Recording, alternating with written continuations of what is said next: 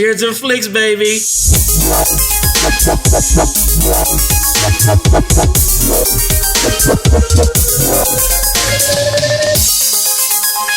Okay, guys. We're back. We're back with another episode. I did have somebody tell me that's one of his favorite parts of the nice. podcast, so I'm glad you dropped that in just now. Didn't know that was going to happen. This week we are talking about Ghostbusters. I'm super excited about this one. I am going to fangirl out again. Yes. Because this movie, I, of course, have a lot of memories tied to this movie. Same. I was old enough to see the second one in the theater. Oh, wow, okay. Didn't see the first one in the theater until like years later. Right. Because they like re-released it. But what are your feelings going into talking about Ghostbusters? So it's fitting that we're recording this, and it's October 4th. So it's spooky season. It is, and I love horror films. It's my favorite genre. When I think about Ghostbusters, it's a movie you have to watch in October of all months. Yeah, I watch it in the summertime, and I watch it in October in spooky time. Does it hit you different versus when you watch it? No. Okay. It doesn't hit me different at all because I love it so much. It hits me the same. Right. I showed this movie to Remy when he was 5 years old. Okay. And he instantly fell in love with it. Yeah. It was so fun. Yeah. He fell in love with it. That's awesome. Yeah. One reason we're doing this movie is aside from just it being like a spooky Halloween themed movie, is we were in pre-pro. Brad said, Mike, you pick a horror film since this is your genre. Don't pick anything too crazy because you don't like you don't like the paranormal, supernatural possession stuff. Not so much. You don't like the gory stuff. Not so much. So you were just like pick like more of a monster movie, something spooky, and Ghostbusters is something we agreed on. We both love it. Yeah, so, I mean, why not do this? And when did you watch it? This morning? Last night. Last night. I saw it a few months ago. Yeah. And it's because I've seen it so many times, have the poster in Remy's room. Right. Like, I love this movie. I have the Matchbox car of the Ecto-1. You and the Matchbox cars. Dude, I have the Lego Ecto-1 that Remy and I built a few summers ago. I want to purchase the firehouse, like the Ghostbusters. Oh, the station, like home base. Yeah. But it's like stupid expensive. Of course it is. Like Remy wants that, but I can't afford it right now. Right. But one day, when this podcast takes off, I'll be able to purchase that. IMDb, we still want that ad money, so yeah, give us some. Holler at us. Give us some sponsorship, please. Also, real quick, so it's October 4th. We're recording this. Yep. It's also my dad's birthday. He just turned 67, so shout out to my dad. Shout out to Mike's dad. Yeah. So we 67. Yep. So for his birthday, I bought him a chopped beef sandwich at the State Fair or the East Texas Fair. Yeah, the East Texas State Fair. He loves barbecue, specifically chopped beef, and so I was like, you know what? I'm here to get all this food for me. Let's not be so selfish and get him one sandwich, and I'll get me three. Yeah. And he enjoyed it. So happy birthday. You had some crawfish nachos. Crawfish nachos, something I've wanted for the last 2 or 3 years as fair food. I love crawfish. And same. And it was overwhelming and underwhelming at the same time because if you get a nacho that doesn't have the crawfish on it, it's just a plain generic nacho. Yeah. Then it's nachos. It's nachos anymore. So you add the crawfish, and it actually takes it to a different level. And it was delicious. I loved it. That's cool. All right, so one of my favorite original idea movies, we had seen nothing like this before this movie came out. Maybe on like a sketch show or something, but like nothing to this scale. Yeah. Written by Harold Ramis, who has had a relationship with Bill Murray and Ivan Reitman for a long time. Yep. Rest in peace, by the way, Harold Ramis. Yeah, like he, the third iteration came out with the all-female cast. Yeah. Which Remy loves. Like Oh, okay. When I showed that to him, he was like, "There's another Ghostbusters." He got so excited. Yeah. We watched it, and it was kind of disappointing to me. It's very bleh. It wasn't great, but it had all the same feelings as the other Ghostbusters films. It had the other cast members. They even had a bust in memoriam of Ivan Reitman in the college or whatever the university. My biggest complaint with that movie is Chris Hemsworth? Oh. Yeah, actually, yeah. His addition was not necessary. It was over the top. I didn't like it. He kind of was the villain, and he kind of wasn't the villain. Right. I didn't really know who the villain was, and I think it lost its way It wasn't directed by Ivan Reitman. No, it wasn't. And it wasn't written by Harold Ramis. And you know what? I want to say this. I'm all for an all-female cast movie. I'm here for it. Yeah. The scene in the Avengers Endgame. Yeah. I love that scene, even though a lot of people feel like it was shoehorned in. I loved it. It was done well, so I don't care what people say. I liked it. Same. And, all-female movies, cool. But don't try to do a remake of a classic. And just to say we can do it better. Like Ocean's 8. Ocean's 8 was equally bad, actually worse than this movie. Man, I was bored watching it in the movie theater. I was like, I don't want to be watching this right now. I promise you guys, we're not just going to do franchise movies. That's so true. This is another episode of us talking about franchise movies. We are going to choose some standalones, but here's the deal, and we talked about this in the one of our previous podcasts. Franchises are cool, and a lot of movies try to be franchised because you rake in a lot more money. But we will do some standalones, and we will figure those out. And we won't just do action. I had someone say, you guys should do something other than action. And then I said, you're right, because the way they kind of lined up, it's been action. Well, this movie is an action comedy. Right. And it really does it well.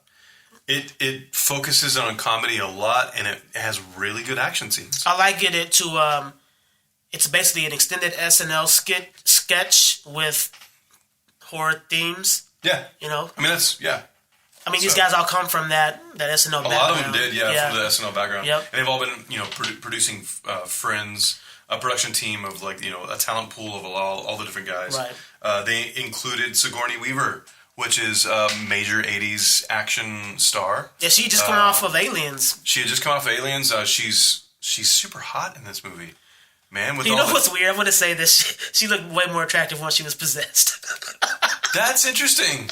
All right. I don't know what that says about my taste in women, but yeah. She sleeps above the covers. 6 feet above the covers. One of my favorite Bill Murray lines. Bill Murray's character is so cool. Yeah.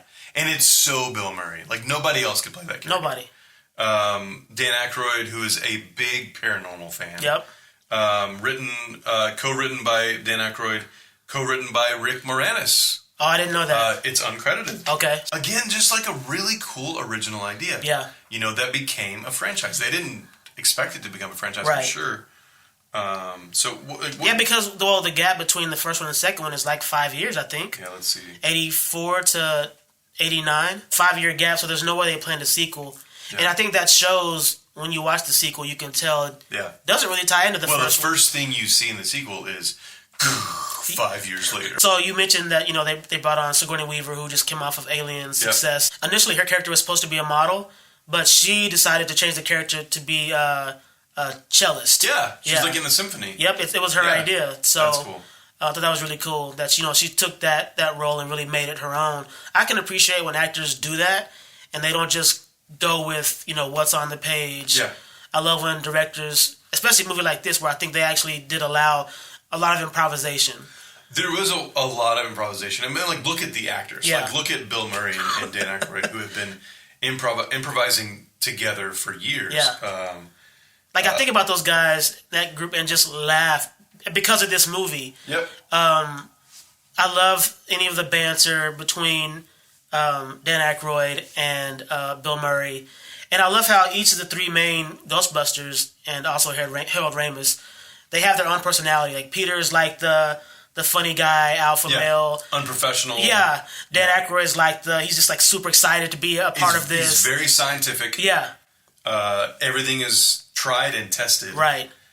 With Harold Ramis' character. Yeah, but Harold Ramis is super serious in this. He's so serious. So some of the stuff he says is funny. Yeah. For his character's not meant to be, but for the audience, it comes off as hilarious. Let's talk about one of the lines he says I think is funny is shortly after Rick Moranis' character has been possessed and dropped off, and Egon, Harold Ramis' character is examining him, and Annie Potts, who plays the secretary, Janine, is there. And she looks at him and she's like, "Do you want some coffee?"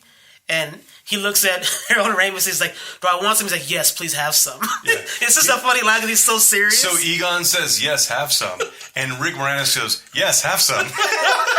That's actually a line that I said last night with some friends. I was at a brewery, a local brewery, and I was like, Yes, have some. Like I reference this movie a lot. Yeah. Because there's so many funny one-liners. Right. You know, like, hey Egon, what do you do for fun? I collect moles and spores and fungus. You know, and like that's such a funny line. Yeah. You know, and the way he plays the character and he delivers his lines so deadpan makes it funny. Yep. Whereas, you know, with Peter Venkman, Bill Murray's character, like, you can tell he's trying to really go for it. Yeah. Every time. Yeah. Knock out the park every time. Yeah. And he does. Yeah. And I love how in the beginning, you can tell, or maybe you can't, because I wondered if he really ever believed in this whole paranormal thing, because when they go to the library, he's joking his way through the whole thing, or is that or is that like his maybe defense mechanism? My God, I'm so glad we're talking about that opening scene. That's what a hook. Yeah. What a great hook to start a movie. Creepy library. Yeah. You know, and I hate it. The old lady in the beginning, she's just putting up books in those narrow aisles. Just like she's like, shh. Yeah. The really like ominous shushing of them and then she like turns into this practical visual effect ghost. Right. And well, the next scene, Peter's making fun of Ray because he's like, so your whole plan was to say, get her. Get her, yeah. There is a line I've got to talk about in that scene. Dan Aykroyd goes, listen, do you smell that? I actually missed that line. I didn't even catch It's one of my favorite lines in the opening scene. But then, you know, like the theme comes on. Right. And it's I mean, like, man, that you couldn't listen to the radio without hearing that theme in the late 80s, you know? Like, definitely not. Especially when 2 came out. And they even parodied that in the little birthday party they did in the beginning of 2. But, so there's a line, when Venkman mentions the time Spengler tried to drill a hole in his head, Spengler's response, that would have worked if you hadn't stopped me, was actually ad-libbed by Harold Ramis. So a lot of ad-libbing, a lot of improvising. Almost none of the scenes were filmed as scripted. Most had at least one ad-lib. Most Bill Murray lines are all ad-libs. I can see that. Most of what he says is ad-libs. And if you think about it, it makes sense when you watch him navigate these scenes. You can tell he's just thinking, how can I take this scene to the next level? I remember listening to an interview with Harold Ramis, the director and writer, and how he had a skeleton of scenes, and then they just bring in a fantastic comedy actor, Bill Murray, and just fill in the holes. Yeah. You know, here's the idea of the scene. Here we go. Right. And they just roll on cameras and like they get gold. You know. And everything he does in this movie, he does it with Bradfidence. Oh, Billfidence. Another quick line. So it's early on, and Janine's been hired as like the secretary to answer phones. Yeah. Ghostbusters, what do you want? Yeah. Well, even before that, she's just reading a magazine, right? Yeah. And Peter walks in, and he's like, "What are you doing? Come on, type something. We're paying for this stuff." Yeah. It's such a funny line. Like I could never deliver lines the way he does, and give it that attitude he brings to it. But when he says these lines, I'm laughing every time. Well, then he walks to his office behind her. Who's underneath her? Oh, yeah, Egon. I completely forgot about that. So when he popped out, I was like, whoa, what's going on over there? Like Egon pops out from the under the desk, and he's like plugging in something for her or looking up, fixing something for her. And that's when he says the line about I create, spores and molds. Or not create. You can't create spores and molds. I mean, you can. You could. Since we're going into favorite lines, my favorite line of all time is the end. Ghostbusters 1, Winston says, "I love this town." Yeah. And I love that. You love New York. I love New York, so I can identify with that that line. And he's the African American part of the team. You know, he kind of comes in. So I checked. He comes in about 40 minutes in. Yeah, they need another guy, and he literally just needs a job. Right. You know, he just takes the job. There's a scene, I can't remember the dialogue. It's like a little mini monologue he says where he ends it with, "I don't care what y'all are paying I don't care what you guys do as long as it pays." As long as it has a steady paycheck. As long as it has a steady paycheck, yeah. Which is so, it's so real, man. That's a real statement. Initially in an older draft, he had a much bigger part and a bigger character arc. I think he was supposed to be like an Air Force pilot who somehow gets involved with, the main 3 characters. And it reminded me of James Rhodes from Iron Man, who was initially just an Air Force character, and ends up becoming something bigger than that throughout the course of the MCU. Yeah. Right. I mean, the actor changes. Well, that too. Because it was Terrence Howard. Then it became Don Cheadle. Don Cheadle, yeah. Check this out. In the middle of the film's initial release, to keep interest going, Ivan Reitman ran a trailer that was basically the commercial that Ghostbusters used in the movie. But the 555 number was replaced with a 1-800 number, allowing people to actually call in. Callers got a recorded message of Bill Murray and Dan Aykroyd saying something to the effect of, "Hi, we're out catching ghosts right now."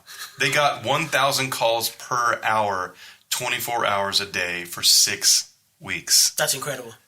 That's incredible. So not only do you have a trailer for a movie that generates buzz for a movie, right? But Ivan Reitman, who made this funny little bit that they included, there's this montage when this commercial's on the scene. Yeah. I mean, on the screen. And even that politician guy who they hate. He works for the EPA. He was like, "Oh my god!" Yeah, that guy. Like, he sees him on TV, rolls his eyes or whatever. So then they use that as a trailer. That's really hilarious. Cool. Yeah, which is really cool. I don't know if you caught this, but there's a cop in this movie who's a cop in one of our other favorite movies, Die Hard. Oh, yeah. Reginald Val Johnson. So initially I thought this guy's always a cop because in Family Matters he's a cop. He's a cop. So he's just cop for life. Yeah, that's funny. Yeah. And it's in New York, so there's kind of like a Die Hard tie in there a little bit. There's another cameo. Who did you see at the dock when that ship came in? Cheech Marin. Really? Yeah. How did I miss that? He sees the ship and he opens his mouth and his cigarette falls out of his mouth or something like that. Yeah. Because the Titanic's coming. Right. in. Yeah. I remember that, but for some reason missed him. Wow, that's crazy. Speaking of cigarettes falling out of their mouth, so when the 3 Ghostbusters show up to that hotel to get Slimer out, they split up and they're walking down the halls, and Ray sees Slimer for the first time eating all this food on the lunch tray. And his cigarette drops, but hangs on his mouth. Yeah, it's stuck to his lip. Yeah, it doesn't fall. Yeah. And I'm thinking, how in the and he's talking, and it's lit, and it's just flailing around. Yeah. You can tell it's an 80s film because they smoke a lot. Everybody's smoking. In the 80s, yep. And I forgot how trashy New York looked in the 80s. Yeah. Oh, man. But one thing that stood out also about the 80s is you don't realize how iconic the Twin Towers are until you see them in a movie. Yep. And you're like, wow, you don't even see that anymore. They were in Die Hard with a Vengeance. Yep. In one of the background scenes. Yep. Yeah. It's an iconic shot used in every movie shot back then in New York. If you're shooting in New York, you're going to put those as a backdrop. Yeah, for sure. Harold Ramis only intended to write the film. He decided to play Dr. Egon Spengler after he felt he was the best person suited for the role. Wow. Who else could have played that? Yeah, I don't see anybody else taking that role and doing what he did with it for sure. As you said a minute ago, the character of Winston was meant to have joined the team much earlier and would have been slimed at the hotel. When Eddie Murphy declined the role, the script was rewritten to have Winston appear about halfway through the film. Okay, so that makes sense. Eddie Murphy would have changed the whole tone. It would have been too funny, too comedic. Yeah.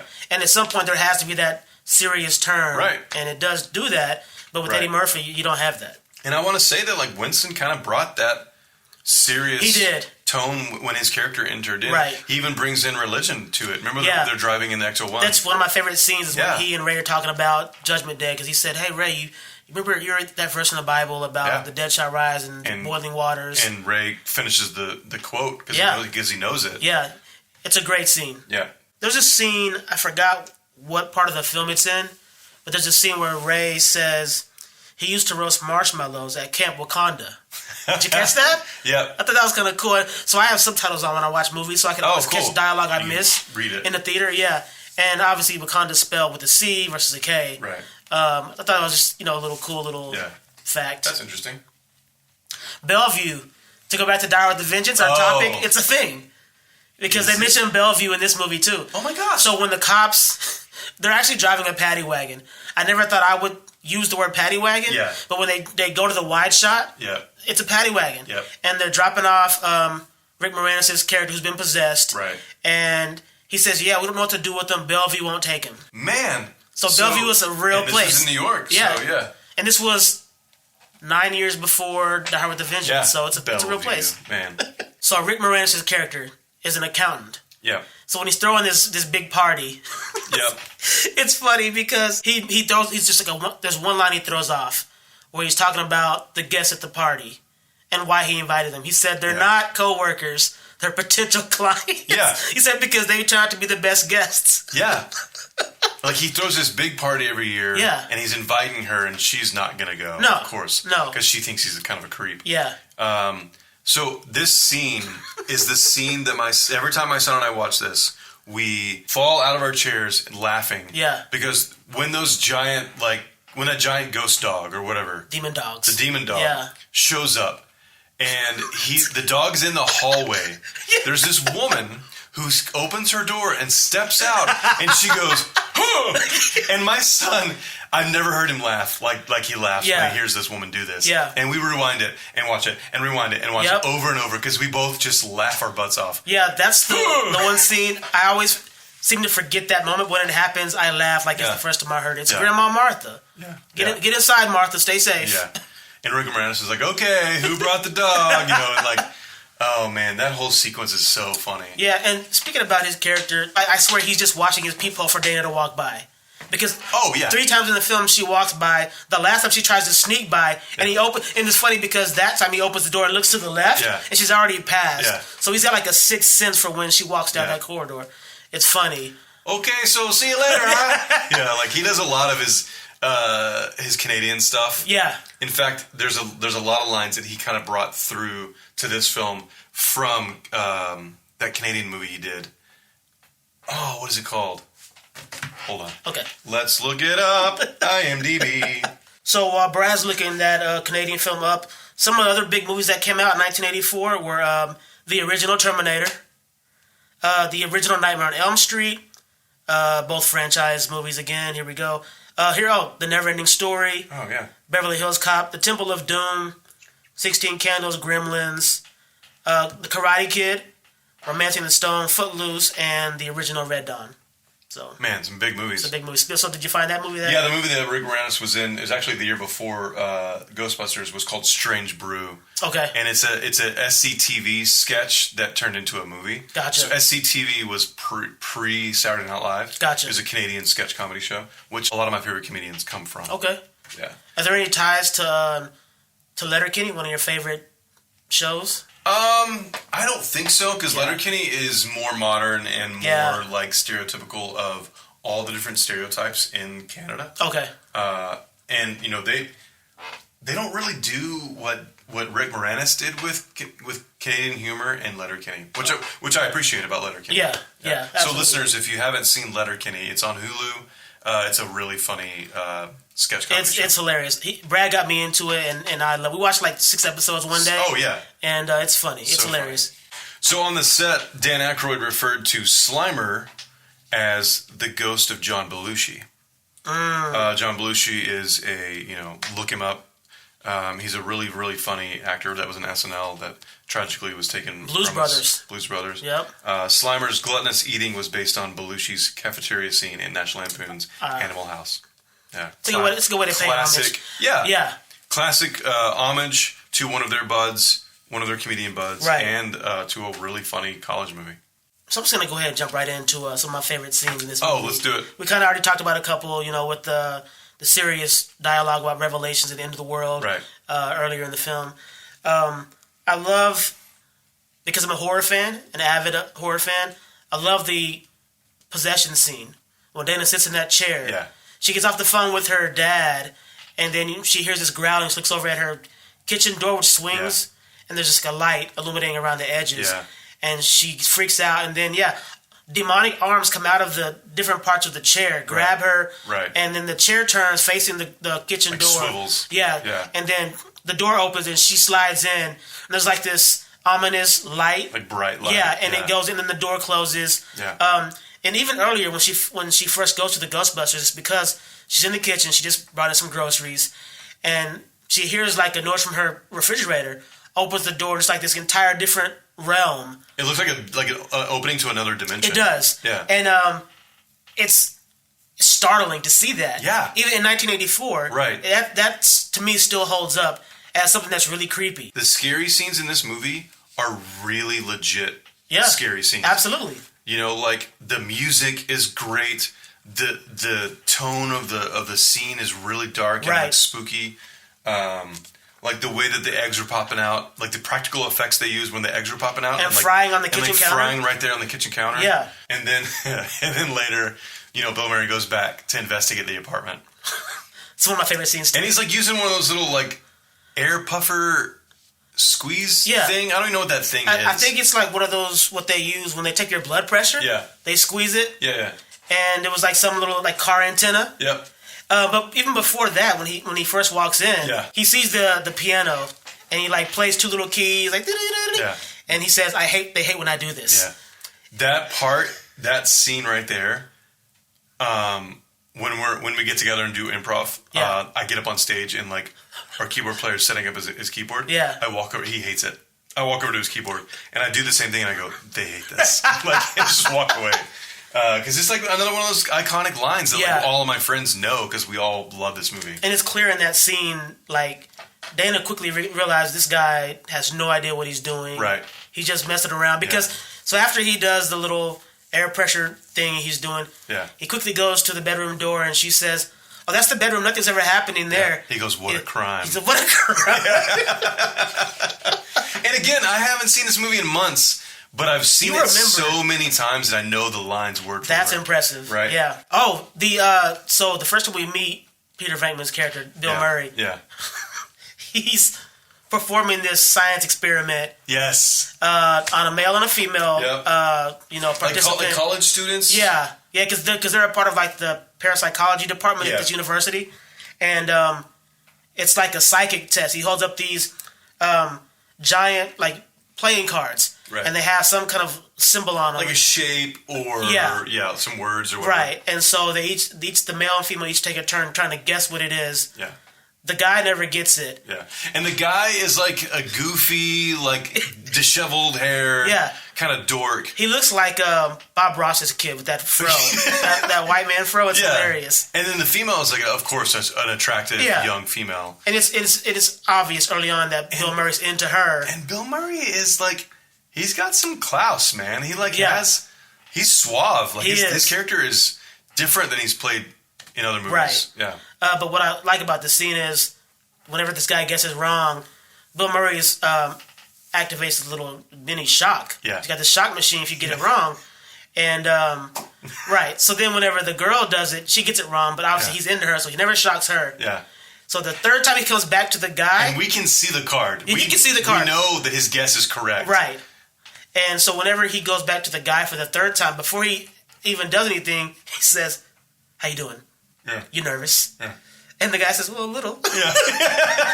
And then he shocks him for the third time, and the guy gets up. He's like, "Hey, come on, man, what's going on with this?" He makes his gum spit out of his mouth. Which I'm pretty sure it was an accident. Yeah, but they have to keep it. It was so funny.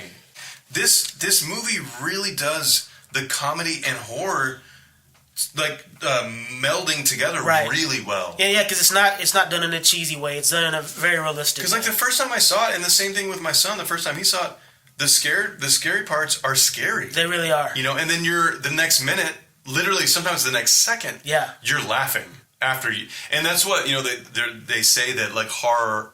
There it is. There it is. Horror. I can't do it. I said it a minute ago, but I wasn't thinking. If I say it without thinking about it, I can roll with it. But if I'm thinking about it, it's not going to sound right. They say that horror and comedy are really close. Yeah. The same kind of brain section. Yeah. That did not sound like scientific at all. It's like a sensory thing, I think. Sure. But the perfect blending of that to me is one of my favorite scenes is when he finally gets the date with Dana. Yeah. And he goes to her place. And at this point, she's been possessed. Right. And you mentioned earlier the levitating scene. Yeah. And hold on, he like shows up at her place. Oh. And he like knocks on the door or whatever, and she comes and she like the door opens and there's this sound. Yeah. Like this little sound effect, and she looks completely different. Right. Like her hair is different. Her clothes are loose. Yep. Her apartment is the lighting. Even is physically, all different. like she looks like you said earlier, like she looks very sexy. Right. Right. She asks, "Are you the keymaster?" Yeah. And he says no. Yeah. And she slams the door in his face. Immediately. Yeah. Yeah. And like without missing a beat, he knocks again. Yeah. And it's like it never happened. She asked, "Are you the keymaster?" well, yes, I am, and comes right in. Yeah. And pretty quickly he realizes something's off. This is not Dana. Yeah. Because he's like, are we going to be talking to Dana tonight? So there's a line that she says where she's basically trying to, have intercourse with him because that's how the gatekeeper and the keymaster are going to open this door for the main villain to come to this world. Yeah, Gozer. Yeah, Gozer. So she says, I want you inside me. And Peter says, well, it sounds like you got two people in there already. Man, I don't know if, like, working on set with Bill Murray, I don't know if I could do it because I would be laughing. Oh, no. Constantly. They have to fire me because I couldn't get through the scenes with him. You wouldn't be able to film scenes with me No on way. set with Bill Murray. He's such a, he's a one of one. He's like, there's nobody else like him. Exactly. And what I love about him specifically as an actor is he won't hard commit to a project. Yeah. Even with this, he said, okay, I'll do it. But up to the day of shooting, they didn't know if he was going to be there. Yeah. And he shows up. And they're used to that. Yeah. You know? They know how Bill Murray works. They know how he works. Right. Yeah. To this day, if you want Bill Murray to be in one of your movies, you literally call a phone line number, like a landline number, and you leave a message. Wow. And you pitch your movie on that landline, and if he likes it, you'll get a call back. This was used whenever he was in the movie with Scarlett Johansson. Lost in Translation. Lost in Translation. The director, Sofia Coppola, had to use that method to get him to be in her movie. And it's Sofia Coppola. Right. Like, Francis Ford Coppola's daughter. Who wouldn't want to work with her? And it's this cool, different kind of comedy. It's very offbeat. Yeah. And it's totally a Bill Murray vehicle. It is. Right? Yeah. And that's what she had to do. She had to call and leave a message. That's funny. And he got a call back. She got a call back from Bill Murray. Yeah. I wish I could accept jobs that way. Bill Murray is such a large character in real life. In real life. There's a documentary on Netflix. And maybe it's not on Netflix anymore. Maybe it's on Amazon. But there's a documentary about stories about Bill Murray. Mm-hmm. And living in Texas, I have heard stories coming from Austin that he shows up to bars and tells the bartenders to take the night off. And he'll give them all of the tips. He just wants to bartend for a couple of hours. Really? And he'll bartend. Like, I have friends that are bartenders down there that are telling me these stories.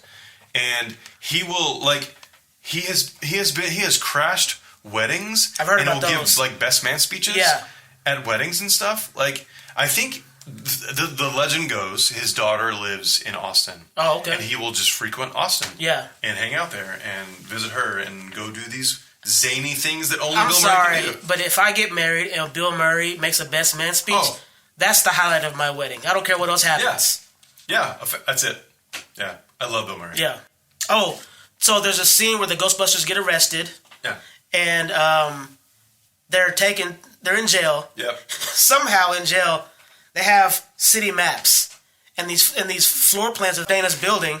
Were they in somebody's pocket or something? Right? I have no idea. Because they're talking about this stuff and everybody else, it was one of those community It's jail a holding cells. cell, yeah. It's a holding cell. So all these other guys, all these, 80s biker guys. So there's this table in the middle of the holding cell. Yeah. And they're all crowding around, listening to them, like Dan Aykroyd, explain what's been going on. And they're all interested, And I love it because, as he gets to explaining, obviously all these other guys are kind of they're amazed by what's happening. Yeah. And Bill Murray, in Bill Murray fashions, he starts singing, "So be good, for goodness sake." Yeah. Whoa. Yeah. And then so the next scene after they get out of jail, the EPA guy, I can't remember his name, he takes them to the mayor's office. Because the mayor's like, "What's happening in my city? Who are you guys? Can you guys stop it?" Da-da-da. That's one of my favorite scenes too, because of the energy in the room. Yeah. Everyone gets a line of dialogue, and all four Ghostbusters, the mayor, the priest from the Catholic Church walks in. Yeah. Well, the mayor asked him to come. Oh, okay. Because when he shows up, he's like, "Thank you for coming." Oh, okay. He obviously asked his presence there because they're dealing with something spiritual, right? Something supernatural. Okay. So why not bring one of the priests in? So William Atherton plays Walter Peck, and there's this in that scene you're talking about. There's the Bill Murray and William Atherton.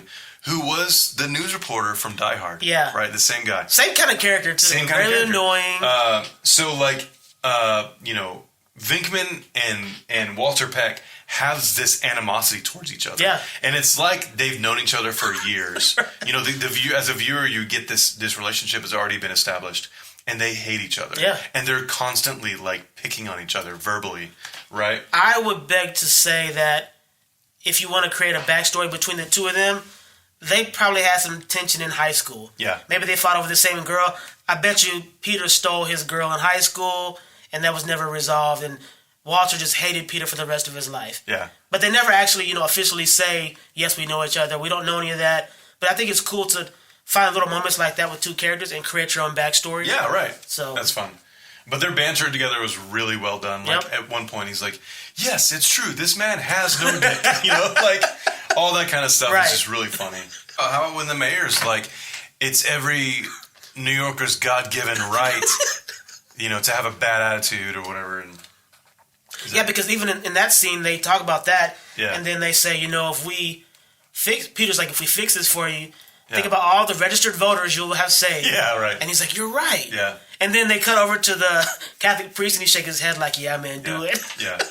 So it's cool how this movie, again, talking about visual effects and the practical effects they did, in the scene where the street breaks up, Yeah. and where the Stay Puft Marshmallow Man is walking through the scene, that's all miniatures. Oh, wow. Like, and there's this classic photo. If you Google, like, behind the scenes or BTS of Ghostbusters, you'll see this photo, and it's a miniaturized downtown New York. Oh, okay. With a miniaturized Stay Puft Marshmallow Right. Man. And Ivan Reitman, like directing and stuff. Yeah. And it's really cool. I know that a lot of this obviously was shot. A lot of the exteriors were shot in New York, but a lot of the interiors were shot, on set in L.A. Yeah. And I think there was even some pushback on, I think, one of the producers about shooting in New York, because at that time New York wasn't exactly one of the safest cities to just be around in. Right. But I mean, obviously, High crime. Yeah, it was, and a lot of even the station where they end up having their set of headquarters. If you look at that building, the establishing shots, there's spray paint all over that building. It looks run down in that area. Yeah, You can just tell. And like I said, I just feel like every '80s movie shot in New York just looks unsafe, except for obviously where Dana's apartment's supposed to be, which is I think Central Park Ave, right there, or hanging over Central Park, which is an iconic location in itself. Yeah. Like it's synonymous with New York. So there are some different casting choices for this movie that I didn't realize. Julia Roberts auditioned for the role of Dana Barrett. How different would this movie be with Julia Roberts as Dana Barrett? It would have a lot more Julia Roberts. It'd have a lot more like sex appeal. Yeah. Sexual tension between Had her. she done the... and she'd never done a movie like this before. I was going to say, when was that pizza movie she did? That was like her first role. Okay, so this is after that. And that would have been 1983 that she was auditioning for this role. Yeah. Yeah, that's crazy though. How different a movie would be with one different actor. Well, I mean, she wasn't like Julia Roberts at that point. That's true. But, I mean, she definitely had more of a, I guess, feminine appeal than Sigourney Weaver, because, like, we talked about Sigourney Weaver, how she's looked in this film in the beginning versus when she's possessed and whatnot. But she has, like, a strong jawline in this. Very, I wouldn't say masculine, but it's you can tell it's noticeable. Yeah.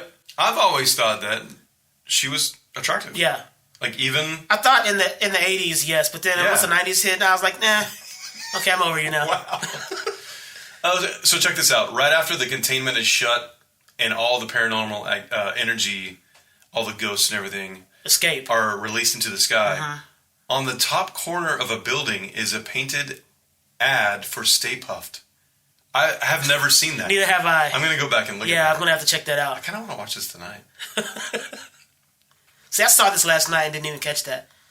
That's one of my favorite montages in the movie, is when the ghosts are wreaking havoc. Yeah. And the guy gets in the cab and the driver's the skeleton. Like a zombie. Yeah. Before Toys R Us closed, I went into Toys R Us and there was all these discounted toys that I wanted to buy for Remy. Right. And I found that character you're talking about. The cab driver? The cab driver was like in a box. And Remy's since played with it since I bought it. Yeah. Like I bought some other stuff from other movies. like that I didn't even know were produced. Yeah, and maybe they were produced after the fact. I was gonna say I've never heard of. Like It was a one-off ghost, but okay. Yeah, I think it's funny that so in this movie, one of the antagonists, one of the ghosts, is Slimer, but then in the animated series, the cartoon, he works with him. Yeah, he works with him. He's like on the team. Yeah, which I thought was so odd. This was another one of those 80s, 90s movies that was franchised into a cartoon. Right. Back to the Future was also done that way. Yeah. Ghostbusters, Beetlejuice. Yep. You know, I remember growing up watching these cartoons all the time. Right. Beetlejuice probably the most, the cartoon. Yeah. But that was during that time. They still do that to this day. Yeah, they do. Like Hollywood still tries to franchise it into younger audiences. Yeah. Well, there's also many different versions of like there's Batman animated movies and cartoons. Yeah. Anything in the Marvel universe. So yeah. Oh, I love so Gozer's outfit. It's very Prince. Yeah, like even her haircut. You know, like the spiky. So I read that her haircut. They tried to go for like an androgynous. Is that the word? Oh, okay. So they didn't want her to look like boy, a guy or a girl. Girl. Yeah. So kind of like a mixture. Yeah. But yeah, and then her eyes are red, jet black hair, just sticking straight up, and this Prince outfit. And I gotta say, Gozer was pretty underwhelming for me. Yeah, I mean, she was powerful. She was. It was powerful. Well, yeah. But yeah, like it wasn't freaky. I mean, like the Stay Puft Marshmallow one was kind of even scarier than she was. So earlier I mentioned that Peter Venkman insults Walter Peck by saying he has no dick. Several years later, William Atherton played Dick Thornburg in Die Hard. No way. So there it is. Okay. Yep. So earlier we mentioned how Winston Zeddemore comes on about a quarter of the way into the film as his fourth Ghostbuster because he just needs a job. There's a couple of scenes where they just kind of pair these guys off from that point on. You don't really see all four of them together until they get arrested, and then obviously the climactic scene at the end on top of the building. Yeah. But once he comes on initially, they pair him off with one of the others, and you never see the whole core together. I wish they would have done more with like the four. The four together. And I think, to go back to the Eddie Murphy original casting, that probably would have been more of a thing because they would have had those guys play off of each other. Oh yeah. But obviously Ernie Hudson doesn't come from that comedy background. He's not part of that troupe, so I think the vibe probably was just off. Yeah. But I still would have loved to have seen more of the four of them together. Yeah. The ensemble. Yeah. And something else I want to talk about. So to get this building, they discovered this old fire station, which was an active fire station at the time. Ray had to take out a third mortgage on his parents' house. Yeah. And so I guess he let Peter negotiate the deal. Yeah. Because he's harping on Peter. He's like, he didn't even try to negotiate. You disagree with the guy. Yeah. And of course Egon is so like he's calculating. He's like, the interest alone for the first 4 years is going to be $95,000. Yeah. And Pete's like, oh, we'll make that up in no time. Yeah. And it makes me think about the accounting, the business side of what they did. Yeah. So when they went to the hotel and got that ghost, Slimer, Peter basically finagles the guy into paying $5,000. Yeah. Or we're going to let the ghost loose. So they pay that. $5,000. Yeah. I won't pay it. He must be French. And so $5,000 for that. So if they start saying, okay, this is our quote, $5,000, they can make some real money. Yeah, dude. And after they vanquish that ghost, they're kind of like adding up, like him and Ray are kind of adding up all the totals. Yeah. He's like, oh, the tablecloth, all that stuff. Right. There's a line in that scene where Venkman walks up and he pulls the tablecloth off. Yeah, because they're trying to make room to set the trap. Right. And then the scene cuts, and off camera you hear Venkman go, and the flowers are still standing. Yeah, because he says, I've always wanted to do this, and he tries to pull the... And it doesn't work. And it never works. Never works. Yeah. But I remember seeing that as a kid, and that stood out because I wanted to try it. Yeah, I mean, you've always wanted... Whenever you saw that, you immediately wanted a tablecloth and a lot of stuff. You want to see, can I do this? I gotta attempt this. To this day, I still do that. Yeah. So imagine this movie being called Ghoststoppers or Ghostblasters instead of Hated it. Ghostbusters? Would have hated it. Ghoststoppers. Yeah, so I read a story about that where I think when they were filming, they didn't have the legal right to use Ghostbusters yet, but they were filming and they had a bunch of extras in the film chanting Ghostbusters over and over. So they called the producer like, you got to get this name cleared because it's already on camera. We've got extras already yelling it. Right. So we have to get the rights to use the name, and it worked out. This movie's included on the 1001 Movies You Must See Before You Die, edited by Steven Schneider. Shout out to Steve. Including this movie's included among the American Film Institute's 1998 list of 400 movies nominated for the top 100 greatest American movies. That's a lot of numbers. So here's a director cameo. Ivan Reitman, the deep guttural growl of Zool possessed Dana that says, "There is no Dana." I can't even do it. Only Zool. Yeah. Apparently there's a few scenes they didn't really have permission to shoot on location in New York. And there's one scene where they're running and you can't see it, but there's cops chasing them. For real. And they got it on camera and put it in the film. There's a couple of scenes in that montage where, you know, things are picking up business-wise and they're running when they've got the trap. I think it's cool that there's little stories like that where you don't get permission. By the way, I love filmmaking where you can just kind of go in guerrilla style and get your footage because I know it's a painstaking process to get permission from the city to shoot in certain places. And if as a filmmaker you feel like you really have to have this specific shot or this location, you just go in and do it with the legal ramifications after the fact. I think the character I would take out of this movie and put in some other movie. I hope it's who you think I'm gonna. Rick Moranis. Yes. I mean, first of all, I love Rick Moranis. Yeah. And I love that he came back. Did you hear that he got attacked? Dude, I read that story and I'm thinking people just have nothing better to do, man. He got hit in the head. Yeah. And like knocked him to the ground in New York. Just the other day. Yep. And he just came back. Like after not being in the public eye. Right. And the Ryan Reynolds ad, I sent you right? that Ryan Reynolds commercial that he used, which is really funny. Mm-hmm. But he got attacked. Like, it's so sad. But I would take Tully out and I would put him in some other movie. Yeah. I mean, he is in the second movie. Yeah. Much bigger role. He's not in the third movie. We're going to transition into the new movie because my son has watched the trailer for the new movie. Mm-hmm. Ever since I told him that it was happening, he told me this Friday when he was here. He said, "Daddy, I've watched that movie trailer like hundreds of times." Yeah. On YouTube, because he's so excited, and it was another casualty of 2020. Not releasing a movie.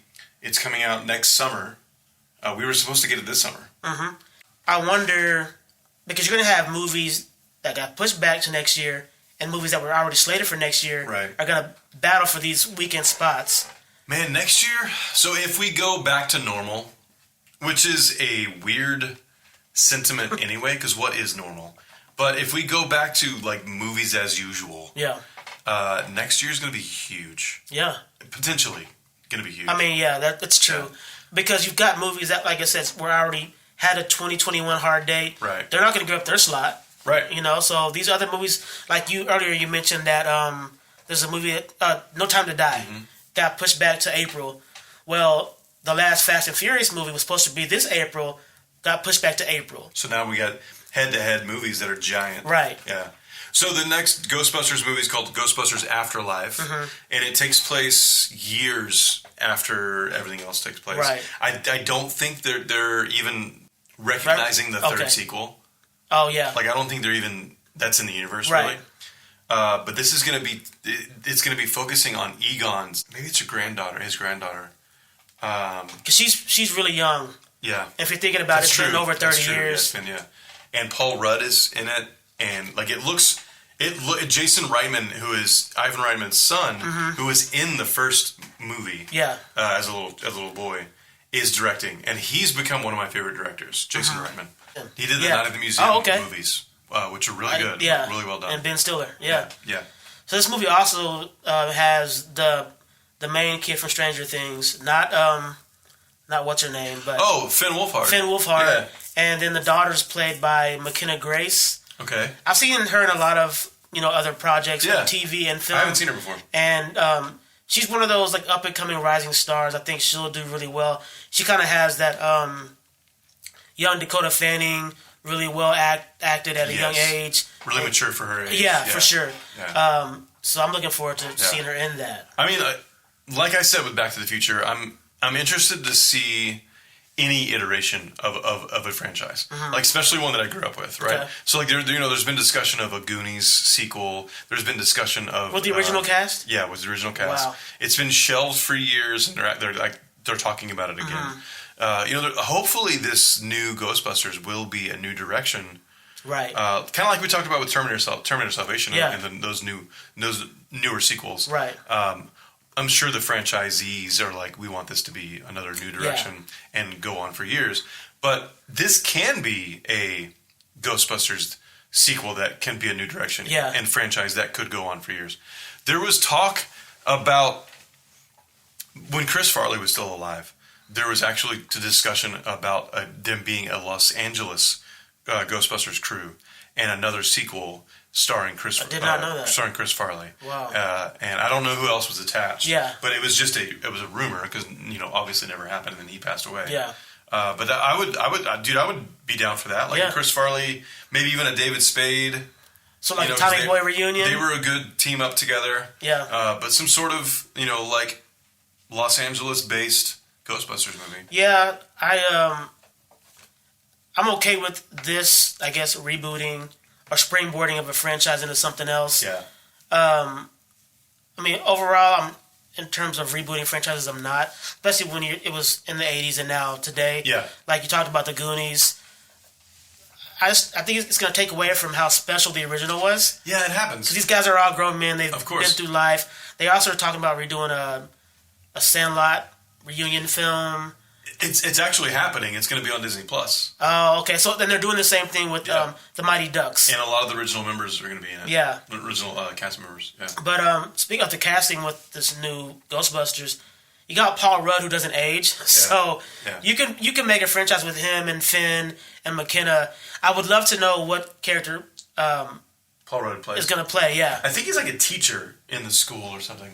Because, in the trailer, she shows him like some tech, some of Egon's tech, right? And he's like, "You don't know what this is." I think it's the Ghostbusters trap, the ghost trap. Mm-hmm. I think she shows him that, and he's like, "You don't know what this is." Yeah, like he shows her some videos on YouTube or whatever about Ghostbusters and stuff. So speaking of YouTube, it'll be interesting to see how they utilize like 2020 technology, because obviously in 84, 89, you didn't have access to all of this technology that's out now. Yep. So how they're going to update that technology to today. Obviously, it'll be more effective, higher powered. Yeah.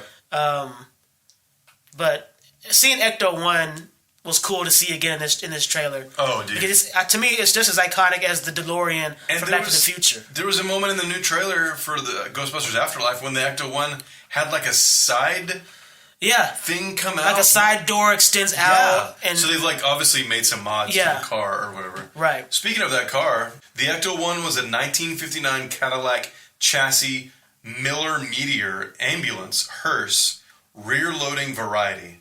2 vehicles were used in the movie, one for the pre-transformation car and one for the post-transformation version. Okay. Yeah, I love that scene in the original movie when they are getting ready to go up to the building and they pull out the sliding and they've got the 4 proton packs lined up. Ready to go, yeah. And there's even a scene when they get up there and they're trying to take Gozer out. Yeah. And they say, okay, enough of this. Let's do this. Let's take her out. Yeah. And he says something. It's like a call to arms where they like all pull out their guns and they say ready. And then they power up the pack. So they pull. He says pull. They all pull their guns or their they're not guns. They're proton guns. Blasters. Proton blasters. Thank you. Yeah. And there's this whole thing about don't cross the streams that they talked about earlier. Well, so in the beginning of the movie, he's like, "Don't cross the streams." He goes. Egon says it would be bad. Right. And is it Venkman who's like, "I'm fuzzy on this whole good bad." Right. Like what would actually happen? Or whatever. But it's understood at that point in the end where they think, okay, this is going to be it. We're going to die trying to do this because Dan Aykroyd's character Ray says, "Been nice working with you, Dr. Venkman." Yeah. So it's like, you think these guys are going to die as heroes. They think they're going to die. Yeah. Yeah. And then they cross the streams and it closes the portal and then that's it. And it works. But I mean, it's science, so nothing in science is ever set in stone. Yeah. But they plant that seed early on so that you would think, okay, we're going to bring this back up again. Yeah. And it's going to make the audience think, okay, what's going to happen? Yeah. So I've watched this movie easily 500 times. Right. Yeah. No kidding. Multiple times a year. Okay. Like every year. Wow. Yeah. So this is one of those that no matter what part it's on, if I'm channel surfing, I'm watching it. I'm watching this one. Like even just talking about it right now. Yeah. Like I haven't watched it recently. Like I watched it a few months ago. Right. I'm probably going to go home tonight and watch it. Yeah. Like legit because it's so good. And sometimes when I am watching it, I immediately watch the second one. Oh, back to back. Yeah. Just because I have the Blu-rays. So I'll just put them in and just, Yeah, the second one is it's not one I'm as familiar with because I haven't seen it near as many times. Because it's just a completely different film. You should go revisit it. It's really a lot of fun. Okay. It's got a whole different feel. Yeah. Which is cool for a sequel. Like familiar things in the movie. Right. But it's a whole different feel. Brand new, different kind of villain. Yeah. Purple, pink slime. Pink slime. Yeah. So there's that. Slime was obviously a big deal. Yeah. During these movies. Oh, so when you mention slime, it makes me think of the scene and when they're in the hotel searching, and Ray walks, or no, not Ray, Peter walks from the corner, and he's like, Ray, I think I found it. Yeah, I see him. I see him. Yeah. And Ray's talking about him. He's like, Ray, I think he can hear you. Yeah. He's like, yeah, it's a fat little, whatever he says. He references to him being like kind of chubby. Yeah. And he goes, I think he can hear you, Ray. And I love when, the camera angles are cutting these corners to get to him. Yeah. And they just cut to Murray almost paralyzed trying to move, but he he's can't. Got slime all over He's like, he slimed me. Yeah. And Egon's like, oh, this is amazing. This I can't believe it. Yeah. It's really funny. And it makes me, it looked nasty. It really did. I remember when I was a kid and they had the Ghostbusters slime. You could buy. Yeah, I remember that. It was a little jug of it or whatever you could purchase. And it was gross. It was kind of like gack. Remember gack? Yes, I do. So it made noises when you pulled it out of the thing. Yeah. It was weird. That scene is one of my favorite scenes because he sees the janitor lady, she's pulling the cart and shoots the toilet paper and it flies it. She's like, what are you doing? Or whatever. Yeah, because he just he pulls the trigger without checking he just hears a noise, so which tells you that they're freaked out going into this whole thing. It's the first time. When they're going up in the elevator and they're all there and he's like, okay, let's turn on the packs. And they Egon had only done it in theory. Yeah. And so they turned one of them around and they turned the pack on and Egon slowly backs away in the elevator. Yeah. It's so funny. Yeah, I think he says, these are basically nuclear bombs. Nuclear reactors or whatever. Our backs. Yeah. But I love the little sound effect it makes when you it's really cool. Little things like the sound effects. Man, the sound effects, the score is not that memorable. No, it really isn't. In the second movie, they have Bobby Brown is actually in the movie. Which is such a weird cameo, but he's got the song. But he has the song in the movie. Yeah. Yeah, he's got a good line. He's like, my nephew wants one. My kid wants Yeah. So the score's not that memorable, but it's the sound effects. Yeah. And it's the Ghostbusters theme song. Yeah. Which they play several times. Yeah, they do. And I also love the little piece they play when the ghosts are inhabiting New York. Yeah. It's like that spooky, ethereal kind of creepy. Yeah. And it's funny because I looked at that song a few years ago on YouTube. That's the only section that sounds like that. The other 4 or 5 minutes is something completely out of tone. Interesting. Yeah. Totally different song. I've heard that there's that one jazz, piano jazz song. I've heard that in somewhere else. Yeah. I don't remember, but it's a really cool little piece they used when they're getting the fire station fixed up. Yeah. Yeah. I like I'm a big fan of completion in a film. Okay. And when I say that, I mean, you have these characters that are this way. Yeah. And then by the end of the film, they've obviously crossed over into a different stratosphere in terms of their character development. Right. Because that's just all in the writing. I mean, obviously these guys in the beginning, they're running away from the ghosts out of the library as fast as they can. Yeah. And by the end, they're ready to sacrifice themselves to save the city that they love. So they go from getter to actually capturing ghosts. Right, yeah. I wish they would have spent more time like showing the development of the technology they use from a scientific standpoint. Yeah. But I mean, it's effective when they just show up with the trap and the proton packs. Like, you don't need explanation. Yeah. But I think it would have been cool just to kind of show that. They kind of talk about the containment a little bit. They kind of explain that a little bit. That was a good scene too when Walter Peck, he's like, turn that machine off. He's telling the city guy, turn that machine off. Yeah. And Peter's like, don't turn it off. Yeah. And it's just back and forth, like you said, with those two guys, like a power struggle. Yeah. And you can feel the tension. You're like, man, if this turns off, because we know what will happen. Yeah. We think anyway. We know there's ghosts in there. But then when we see it happen and the whole roof blows off of the station, you're like, oh, this is really bad. How cool was it when the end happens, you know, Stay Puft is exploded. Yeah. And that giant marshmallow burning hot goo falls down on Walter Peck. Yeah. And you hear him go, ah! He's screaming in agony, you know. Like, that was such a cool payoff. There's one other odd thing I noticed, and I never caught this. So the logo is the ghost with the no sign. So over in Europe, I think the red line goes from top left to bottom right. But in the U.S. version, it's, you know, bottom left to top right. Why the difference? I don't remember why, but that's. Why do they do that? They drive on the wrong side of the road? They drive on the line on the wrong side of the ghost? Who knows, man? It's Europe. Those Europeans. That's racist. I shouldn't say that. The film was originally meant to be set in Chicago because Bill Murray and Hal Ramis were both from Chicago. Oh. That would have worked. It could have worked. Yeah, Chicago is very much... I mean, big city. Yeah, because they shot the Dark Knight trilogy, and that's all Chicago. And they have those big skyscrapers and bridges like New York does. Patty Edwards dubbed over Gozer's lines because Slavica Jovan's accent came across as comedic. Oh, come on, Slatavia. What? Ron Jeremy has a cameo in this movie. Oh, my gosh. An extra behind the barricade on the left when Ray and Winston drive up in Ecto 1 after the containment unit explodes. Really? Ron Jeremy. It says in parentheses widescreen version. Wow. So when Peter, a Family Guy accent. So when listen, was it Newcastle, Massachusetts? Is that where? It was Quahog. Where's Quahog? Oh, I think it's fake. Okay. Oh yeah. You're right. Edit. One thing we didn't talk about, which I feel like you'd have to mention, is when Peter gets the date with Dana. She finally agrees. Yes. So he knows, obviously, she's a cellist. Yes. And so he's waiting around for her to leave, I guess, rehearsal. And she walks out with this guy who looks like a complete 80s, douche. Yeah. Arrogant. Yeah. And it just, like, you can smell it off of this guy, just the way he walks out. You can smell it. Like, I want to punch him when I saw him. And, he's just, Peter's just being goofy, and he's got his uniform on with, like, a bright red jacket. Yeah. And they have their back and forth banter. That scene, to me, I feel like is where Sigourney Weaver and Bill Murray have the best chemistry. Oh, cool. Because she kind of she kind of opens up to him a little bit. She's kind of like into him now. Yeah.